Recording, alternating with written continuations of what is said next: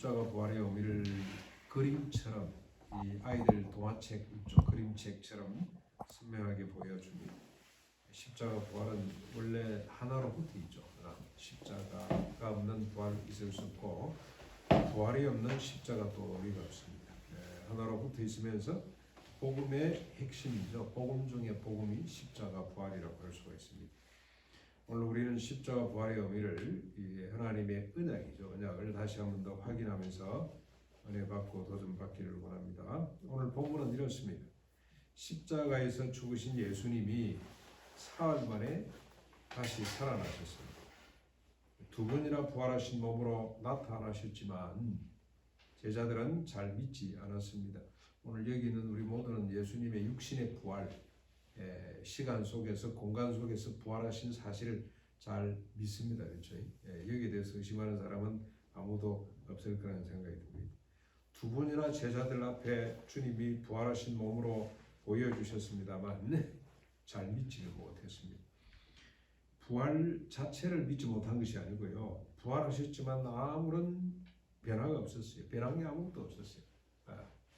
부활하셨으면 뭐가 반짝하고 막 세상이 뒤집어지고 해야 될 텐데 아무것도 변한 것이 없습니다. 그래서 제자들은 부활하신 주님을 뒤로 하고 다시 갈릴리로 돌아갔습니다. 먹고 살기 위해서 생계를 꾸려가기 위해서 뭐 부활했지만 아무것도 변한 것도 없고 뭐 세상은 여전히 그대로 있으니 아마 먹고 살기 위해서 자기 생계를 위해서 옛날 본업으로 다시 돌아간 거죠. 3년 만에 다시 돌아갔다 이렇게 보시면 되겠습니다. 그러나 부활하신 주님은 말씀하신 것처럼 제자들보다 먼저 갈릴리로 가셨습니다. 밤새 조업에 지친 제자들을 위해서 모닥불을 피우고 빵까지 준비를 다 해두셨습니다. 그리고 그들이 가지고 온 생선 몇 마리를 구워서 식사를 하셨습니다. 세 번째 나타났습니다. 벌써 세 번째 나타나셨기 때문에 아무도 당신이 누구냐고 묻는 사람이 없습니다. 여기 보면은 오른쪽에 그물을 내리라 깊은 데로 가서 내리라 그래가지고 153마리를 잡았다는 이야기가 앞에 있습니다만 그래서 주님인 줄 알고 베드로가 급히 달려오기는 했습니다만 아무도 당신이 누구냐고 묻는 사람이 없습니다. 아침을 먹은 후 예수님이 베드로에게 묻습니다. 요한의 아들 시몬아, 네가 이 사람들보다 나를 더 사랑하느냐? 베드로가 고백했잖아요. 그렇죠? 그래서 묻습니다. 그랬더니 베드로가 주님 그렇습니다. 내가 주님을 사랑하는 줄 주님께서 아십니다.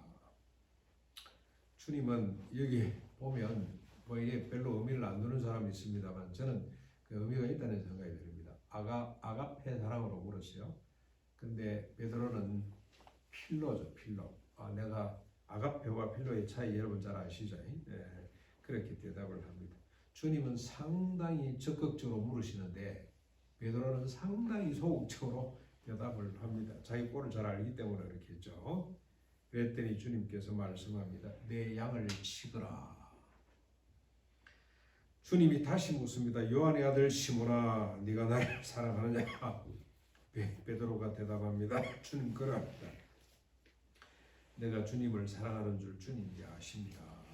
그랬더니 주님이 다시 똑같이 내 양을 치거라 먹이라고 말씀을 합니다. 잠시 후에 세 번째로 주님이 묻습니다. 요한의 아들 시몬아, 네가 나를 사랑하느냐? 그랬더니 베드로가 갑자기 그냥 아이고 주님이 나를 갈구시네 걱정이 생겼습니다. 세 번 부인했다고 주님이 세 번이나 동일한 질문으로 자신을 괴롭힌다고 아마 생각을 한 것 같습니다. 그래서 그냥 대답을 이렇게 합니다. 주님 모든 것을 주님이 아시오매 내가 주님을 사랑하는 줄을 주께서 아십니다. 이렇게 대답하는 베드로를 향해 주님의 당부는 동일합니다. 내 양을 먹이거라. 주님은 세 번 자신을 부인한 베드로에게 세 번 사랑하는지를 묻고 겨우 사랑한다고 그것도 우회적으로 내가 사랑하는 줄 주님이 아시지 않습니까? 라고 답변하는 베드로에게 자신의 양떼를 지금 맡기고 있습니다. 다른 사람은 몰라도 자신은 절대로 주님을 떠나지 않겠다고 큰 소리 쳤습니다만 신변의 위협을 느끼자 저주까지 해가면서 부인했던 베드로에게 주님은 자신의 양떼를 지금 맡기고 있다 이 말입니다. 네. 여러분 이해가 잘 되세요? 뭘 믿고 맡기는 거죠? 뭘 믿고? 베드로가 또 배신 때리고 도망가면 어쩌려고? 자기 자신도 아니고 양떼를, 그 어린 양떼, 갈 바를 알지 못하는 순진한 양떼를 맡기가 되겠습니까? 어떻게 일이 가능한지, 왜 주님께서 그렇게 참 믿을 수 없는 베드로에게 자신의 양떼를 맡기고 있습니까? 맡길 만한 사람에게 맡겨야 되지. 주님이 또 실수를 하면 어쩌려고 그러십니까? 아니면 주님이 직접 진짜로 베드로를 갈구는 것일까요? 다른 제자들 앞에서 베드로를 망신 주기 위해서 세 번 부인한 베드로를 지금 망신 주기 위해서 주님이 이렇게 이야기를 하시는 겁니까? 아닙니다. 주님은 아셨어요. 주님은 아셨어요. 베드로도 모르고 다른 제자들도 아무도 모릅니다. 그러나 주님은 아셨습니다. 뭘 아셨냐? 베드로가 달라졌다는 사실을 주님은 아셨습니다. 십자가 부활 이전의 베드로하고 십자가 부활 이후 베드로가 본질상 다른 사람이라는 사실을 주님은 아셨어요. 하나님의 뜻에 의해서 십자가 부활 이전과 이후의 베드로는 전혀 다른 사람, 존재 자체가 다른 사람, 그냥 죄 씻음 정도가 아니고 근본적으로 달라졌다는 사실을 주님은 아셨습니다. 그 일을 위해서 오신 거예요. 그 일을 위해서. 십자가 부활 이전의 베드로는 자기를 위해서 살 수밖에 없었던 사람입니다. 그래서 기분이 좋으면 주님을 위해서 죽겠다고 3번이나 맹세를 했습니다만 자신의 존재감을 드러내기 위해서 다른 사람들은 몰라도 자신은 끝까지 주님을 따르겠다고 큰 소리를 쳤습니다. 그러나 자신의 신변의 위협을 느끼자 주님을 부인했습니다. 하룻밤에 3번이나 저주까지 가면서 주님을 부인할 수밖에 없었습니다. 자기를 위해서 살기 때문에 어쩔 수가 없어요. 이 세상에 인간들 치고 이러지 않을 인간은 아무도 없습니다. 여러분 우리 정치권에서 많이 보잖아요. 이렇게 서로 혈맹을 다짐했습니다만 자신이 불리해지면 감옥에 들어가서 말이죠. 구속시켜 놓고 막 검찰들이 와서 위협을 하면 솔솔솔 다 불어버리잖아요. 그게 인간입니다. 어쩔 수가 없습니다. 그러나 십자가 부활 이후에 베드로는 달라졌습니다. 자신도 모릅니다만은 달라졌습니다. 주님은 아셨습니다. 다시는 자기 자신을 위해 살지 않고 오직 주님을 위해서 사는 베드로로 근본적으로 새로 태어났다는 사실을 그는 알았습니다. 조금 개선된 게 아닙니다. 본질적으로 다시 태어났습니다. 주님이 죽으실 때 함께 죽고 주님이 부활하실 때 같이 살아났습니다. 바울 신학을 정리를 합니다만은 주님은 그 사실을 아셨습니다. 태어나긴 나도 늦게 자라잖아요. 그렇죠? 우리가 아이가 자기 언제 태어났는지 어떤 상황에서 태어났는지 모르죠. 그러나 나중에 딱 어른이 되면 인정을 하는 것처럼 베드로는 근본적인 변화가 십자가 부활로 말미암아 일어났습니다. 그래서 주님은 그 베드로에게 내 양을 먹이고 내 양을 치라고 당부하는 겁니다. 다시는 자기 자신을 위해서 도망가지 않을 줄 알았죠. 이 양떼를 위해서 십자가를 거꾸로 질 만큼 새롭게 됐다는 사실을 주님은 알았습니다. 어리둥절해하는 베드로에게 주님은 이렇게 말씀을 합니다. 18절이죠. 18절. 내가 진실로 진실로 내게 이르노니 여러분 진실로 이럴 때는 잘 들어야 됩니다. 그렇죠? 네가 젊어서는 스스로 띠뛰고 원하는 곳으로 다녔지만 늙어서는 내 팔을 벌리리니 남이 네게 띠띠우고 원하지 아니하는 곳으로 가게 될 것이다. 데려가게 될 것이다. 여기서 꼭 육신적으로 나이를 말하는 건 아닙니다. 십자가 부활 이전에는 네가 스스로 띠뛰고 네가 원하는 곳, 네가 주체적으로 그래서 기분 좋으면 주님을 위해서 죽겠다 그랬다가 수 틀리면 주님을 배신할 수밖에 없었지만 십자가 부활 이후에는 어떻게 됩니까? 남이 네게 띠띠우고 네가 원치 않은 곳으로 가게 될 것이다. 그 말은 해석을 또 합니다. 19절에 보면 뭐라고 해석을 합니까? 이 말은 무슨 말이냐? 베드로가 어떻게 죽어서 하나님께 영광을 돌리게 될 것인지 그 말이에요. 십자가 부활 이전에는 자기를 위해서 살 수밖에 없어서 필요하면 주님을 인정했다가 불리하면 주님을 부인했잖아요. 그렇죠? 그런데 십자가 부활 이후에는 어떻게 됩니까? 베드로가 주님을 위해서 죽음의 자리까지 가는 인간으로 근본적으로 바뀌었다고 주님 말씀을 해주시는 겁니다. 십자가 부활 이전에는 자신을 위해서 주님까지 부인하는 사람이었으면 십자가 부활 이후에는 주님을 위해서 자기를 부인하는 사람으로 베드로가 거듭났습니다. 주님은 이를 자기를 부인하고 십자가를 지는 삶이라고 이미 말씀을 하셨어요. 내가 십자가 부활을 이제 감당할 텐데 너희들이 내가 십자가 부활 이후에는 딱 조건 하나 있죠. 나를 따르는 조건 하나가 제시됩니다. 그게 뭡니까? 자기를 부인하고 날마다 자기 십자가를 지고 나를 쫓아라. 그 외에는 길이 없어요. 그런 사람이 된다는 걸 주님은 아셨기 때문에 그렇게 미리 말씀을 하셨습니다. 그 일이 지금 베드로에게 구체적으로 이루어진 겁니다. 요한복음에서는 썩어지는 미랄이 된다고 했어요. 썩어지는 미랄이 돼서 많은 열매를 맺는 내가 영광 받을 때가 되었다. 내가 십자가 부활로 영광을 받게 될 텐데 뭐가 영광이 됩니까? 나를 믿는 모든 사람은 베드로를 필두로 해서 모든 주님을 십자가 부활을 믿는 사람들은 어떻게 됩니까? 썩어지는 미랄이 되는 겁니다. 자신을 쓰김으로 많은 열매를 맺는 사람이 될 수가 있다는 겁니다. 바울은 이것을 다시는 자기 자신을 위해 살지 않고 오직 그리스도와 타자를 위해 사는 삶이라고 그렇게 설명을 했습니다. 그러면서 로마서 14장의 7, 8절 이렇게 고백을 합니다. 우리 중에 누구든지 자기를 위하여 사는 사람이 없고 자기를 위하여 죽는 자도 없도다. 우리가 살아도 주를 위하여 살고 죽어도 주를 위하여 죽나니 그러므로 살아 죽으나 우리가 주의 것이 되었다라고 이야기를 합니다. 살아 죽으나 우리가 주의 것이다. 살아도 주님을 위해 죽어도 주님을 위해 사는 사람으로 우리가 받게 되다. 어떻게? 수도 고행을 통해서요? 자기 결단과 주체적 의지를 통해서? 아닙니다. 십자가 부활을 통해서 거기다가 성령까지 부어주셔가지고 십자가 부활로 우리가 차가 만들어지죠. 존재가 성령 생명이 들어가서 우리로 하여금 그렇게 살아가는 사람이 되도록 해주신다는 겁니다. 주님을 위해 산다는 것은 곧 타자를 위해 사는 것을 말합니다. 자기를 위해 살던 인간이 주님을 위해 타자를 위해 사는 인간으로 거듭나는 것, 다시 태어나는 것이 십자가 부활의 능력이고 이게 바로 구원입니다. 지옥 갈 사람 천당 가는 것 수준 정도가 아닙니다.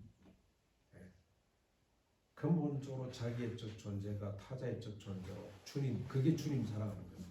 여러분 마태복음 25장 비유에 의하면 양 같은 사람이 돌아봤던 사람들, 그 사람들을 위해서 사는 적절한 비유라고 그렇게 생각할 수가 있습니다. 오후 5시 포도원에 온 사람들을 무한 책임지는 7시 온 사람, 아침 7시부터 열심히 위해서 많은 겁니까?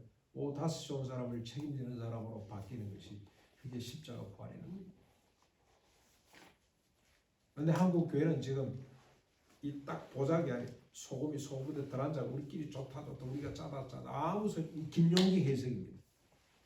세상 속에서 녹아져야 돼. 썩어지는 곳에서 부패를 방지하고 맛을 내야 자기를 녹여가지고 소금에 들어앉아가지고 자기들끼리 좋다고. 지옥 갈 사람은 천당 가는 수준의 기독교가 아닙니다. 자기를 위해 살 때 우리는 범죄하게 됩니다. 로마서 1장에 나오는 여러분 여러 가지 죄 있죠. 우상 숭배, 음행, 동성애까지 포함해서 간음, 불의, 추악, 탐욕, 악의, 시기, 살인, 분쟁, 사기, 악독, 수군수군하는 것, 비방하는 것, 능욕, 교만, 자랑, 악을 도모하는 것, 부모를 거역하는 것, 우매한 것, 배약하는 것, 무정한 것, 무자비한 것. 다 뭘 위해서 그럽니까? 자기를 위해서 그럽니다. 자기를 위해서.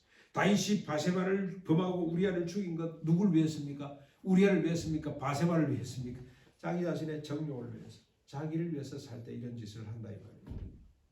솔로몬이 1000명의 아내를 두고 흥청망청하다가 나라를 두 쪽으로 만들고 결국 나라가 망하게 된 것 무엇을 위해서입니까? 민족을 위해서입니까? 국가를 위해서입니까? 주님을 위해서입니까? 자기 자신을 위해서. 그래서 다윗도 솔로몬도 소망했습니다. 메시아가 오셔서 자기들을 구원해 주실 날을 기다렸습니다. 우리의 가정을 지켜주기 위해서 자신의 욕망을 골몇 분도 더 죽이는 그런 인간으로 자신이 거듭날 걸 알았어요. 주님이 오셔서 내 모든 죄를 용서하실 뿐만이 아니라 나를 거듭나게 해주시면 십자가 부활로 나를 구원해 주시면 내가 참된 재물을 들고 주님 앞에 예배할 날이 올 텐데 뭘 예배하는 겁니까? 무엇 때문에 예배합니까? 우리의 가정을 지키기 위해서 자신의 욕망을 하루에도 골백분도 더 죽이는 그런 사람으로 거듭날 수 있기 때문에 아무리 바세바를 취하고 싶어도 하나님이 짝지어준 우리아를 위해서 그 가정을 지킨다. 그 가정. 네. 이 구원입니다. 아무리 내가 내 왕국을 화려하게 꾸미고 싶어도 이제는 그걸 포기하고 모든 재산을 다 백성들에게 나눠주고 자기 왕국을 축소해서 세금 부담을 줄여주는 사람으로 바뀌는 걸 솔로몬은 소망했습니다. 여러분, 저 예수님이 부자 청년한테 말씀하시죠. 네 소유를 다 팔아 가난한 자들에게 주고 나를 쫓아오너라. 솔로몬이 꿈꾸던 구원입니다. 솔로몬이 어쩌다가 1000명의 부인을 두고 결국 나라가 세금 때문에 두 쪽이 났죠. 세금 부담이 너무 커서. 누굴 위해서입니까? 자기를 위해서. 그게 전도서의 고백이 됐습니다. 나는 나를 위해서 이지 됐고 했지만 다 헛되고 헛될 뿐이다. 주님이 오셔서 나를 구원해 주셔야만이 내가 다시는 나를 위해 살지 않고 내 재물을 다 팔아 백성들에게 나눠주고 세금 부담을 줄여주고 그들이 아름다운 밀로 배를 채우고 행복하게 사는 세상을 만들 수가 있다고 주님을 소망하고 고대하고 있습니다. 사랑하는 성도 여러분, 십자가 부활의 믿음으로 살아가십시다. 스스로 띠뛰고 내가 욕망하는 곳으로 가는 삶, 내가 살겠다고 주님을 구하는 삶이 아니라 남이 띠뛰고 내가 욕망하지 않는 삶, 죽음으로 하나님께 영광 돌리는 이 부활의 삶, 썩어지는 미랄이 돼서 많은 열매를 맺게 하는 자기 중심이 아니라 타자 중심으로 생각을 하고 사유하고 행동할 수 있는 참된 부활의 믿음으로 이 일을 보장하고 가능하도록 이끌기 위해서 우리에게 와 계시는 성령이 의존하고 십자가 부활 신앙 가운데 아름답게 살아가시는 우리 가난이 펼쳐야 될 앞으로의 삶, 이 방향을 조금 상세 우리가 잃어버렸어요. 그래서 높은 꼭대기 바라보고 중심부를 향해 가는 학교가 이제 융화의 꼴이 됐는데 다시 우리가 이번에 희년을 선포하고 주변부를 보고 아래로 내려가는 십자가 부활의 능력이 아니고서는 할 수가 없습니다. 그래서 우리가 어떻게 살아남을 것인가 그 걱정하는 것이 아니라 이 시대에 고통받는 타자가 누군지 하나님의 뜻이 뭔지를 알고 그걸 비전 삼고 가야 되는데 우리 저 기한 형제가 왔습니다만 북한 선거에 대해서 관심이 없습니다. 여러분, 우리가 이 혁혁시보다 못해가 되겠습니까? 이 혁혁시는 북한 사는 주민들의 똥 색깔이 너무 새카만 거예요. 이건 단백질이 부족하다는 뜻이에요. 단백질. 탄수화물을 제대로 못 먹어서 똥 색깔이 새카맣게 나온대요. 주로 풀 뜯어먹고 살기 때문에 똥 색깔이 이렇다는 거예요. 이 똥 색깔을 바꾸어 주는 것이 이 사람의 사명이라 하면 자기는 자기를 위해서 살잖아요. 고성군에 프리패스 할 수 있는 사람인데 지금 정권이 지금 막고 있습니다. 못 가고 있습니다. 이분하고 우리가 친구가 돼야 됩니다. 이분보다 더 큰 꿈을 우리가 가져야만이 농구학교가 존재할 의미가 있고 우리 농구학교 교회가 존재할 이유가 있는 겁니다. 이게 부활신앙입니다. 부활신앙으로 하나님께 영광을 돌리고 세상에 복의 근원이 될 수 있기를 주님의 이름으로 축원합니다. 우리 말씀을 생각하면서 찬송가 162장